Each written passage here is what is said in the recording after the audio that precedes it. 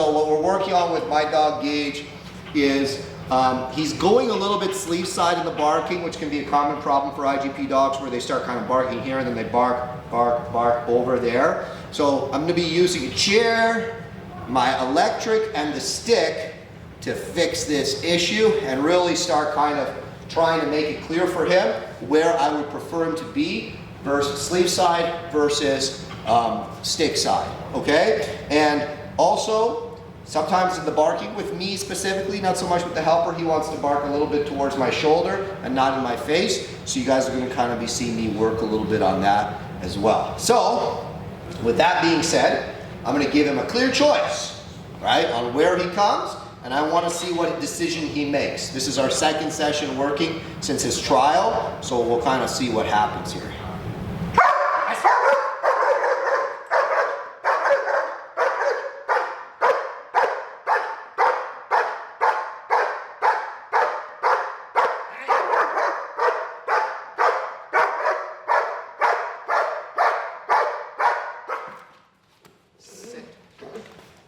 We're also going to transition to working the grips a little bit because he's a thrashy dog. Sit. Ah, good. Sit. Very nice. Sit. Ah, good. Sit. So you see me using the electric there for the grips. And before you ask, how did you do this? All right, guys, if you haven't done this before, don't do this with your dog. You're not going to help the dog. It's just interesting work for me. Come here. Come here. Sit. Good. Sit.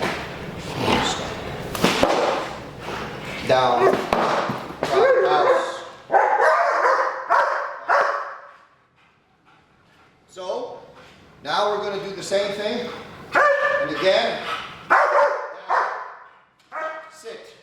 This time we're going to do a transition from the grip to the guard. So it's a little bit different because he's going to be starting on the grip instead of rolling in for the grip. All right? So, sit.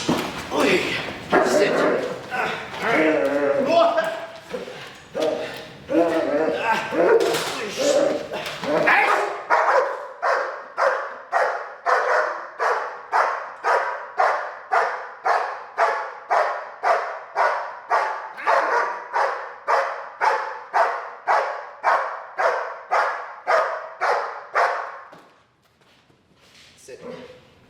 Good. That wasn't bad.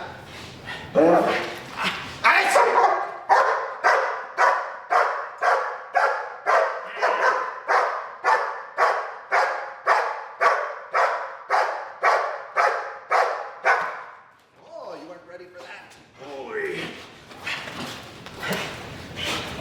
Boy. Sit. Sit. Don't do that shit. Sit. Sit. Good. There we go. Sit. So overall, pretty good. It's actually already way better than the last session. I wish you guys had seen the last session because he was barking much more sleeve side. So now I'm going to switch it up. I'm not going to use this chair. I'm going to use a post now. No, don't do that. No, don't do that. Sit. Good. Sit. So one thing with Gage is he's a bit hectic on the grip. It's a genetic thing a little bit with him. So we've worked really hard on calming the grip and teaching him that thrashing and punching isn't what he needs to do. What he actually needs to do, get full, get calm, settle in and pull. But it's something that requires work and maintenance. Sit. Sit.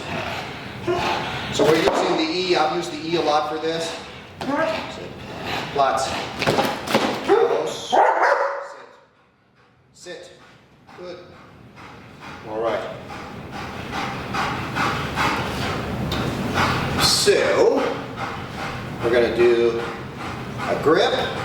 I'm going to drive to that post, so you might want to just kind of stay right next to the bike table there. I'm going to drive to that post, and then I'm going to make an out there. And then we'll see where we're at here.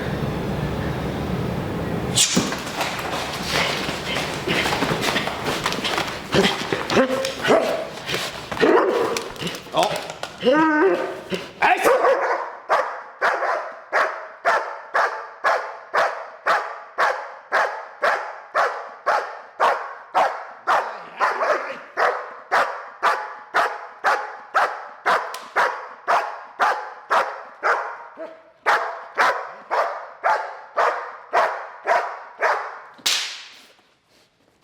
lost my e-collar there, so it wasn't as good as it could have been. Sit. We're gonna do that again. I'll just take the grip here.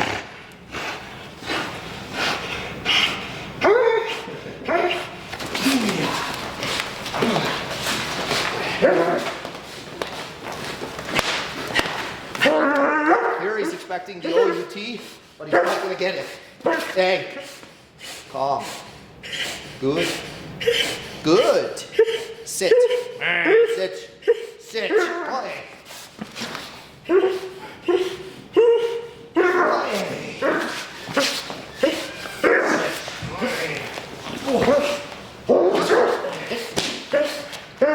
Sit. He was fighting me so well there. I couldn't not reward that by giving him the sleep there. Okay. Sit.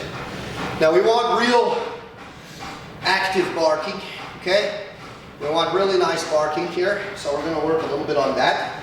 And then on the transition, I want him to go full. After the drive, he will glance toward the sleep because he is expecting the reattack, but I still want really strong active barking on the helper, and I don't want him cheating to the sleeve side. So it's something will require for sure some work. So now what we're going to do, and just so you guys know, like the whole time, if he punches or anything, I'm using that e-collar to make the pulling, to make the grip. The e-collar is being used a lot. Maybe you guys are seeing the red button. Maybe you're red. When you see the red lights on his collar, it means I'm motivating him with the e-collar.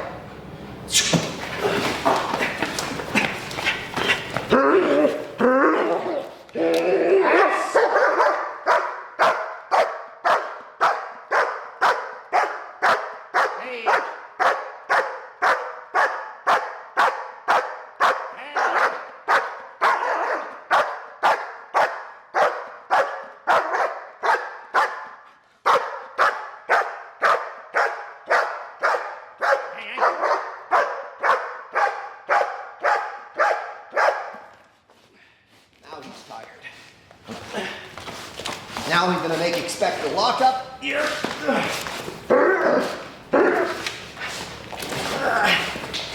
Very good. Sit. Good fighting on the sleeve. You can see the grip sometimes slips to 3/4. Of course, he's tired now. The guarding there was the least, I think, the not so good guarding because he's getting a bit tired. Plots. Plots. Ouch. Good boy. Done.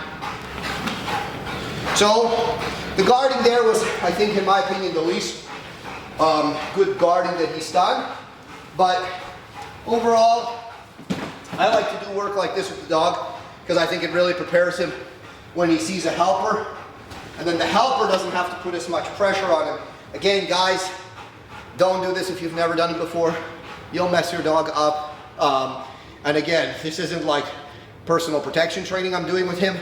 I'm doing some IGP training, but even in IGP, we don't want the dog like just barking like he's barking for his ball or barking like he's barking for food. Like we want active barking. So sometimes you see when I make some pressure on him, the teeth come a bit. Of course, I'm his daddy, so it's not going to be as much. But I'm putting the tools there so that when the helpers like Kelly and stuff that we work on, when they do it with him, now the tool's already there. He knows what to do, and there's less conflict. There's less pressure for him. He's very aware. So, yeah, I mean, he's cleaner now, and I really do like on the. We're gonna put the barking in the blind soon because the way he's coming in now, I like that he's making the decision not to come to the sleeve side, but to come to the stick side. That's kind of what I really want him to learn, and soon we'll do it with a pose, then a stake, so on and so forth. That's just what I'm doing with Gage now, guys. Just so you know. Like, comment below, tell me what you think. We do have a full online course on how to protection train your dog, and that's not for just sport. We have for personal protection training as well, suit work, competition work, so on and so forth. We have a complete protection foundations course. It'll tell you how to develop a young dog as a decoy, what you need to be working on, so on and so forth. So give us a check on that, shieldk9.ca, and thank you for watching.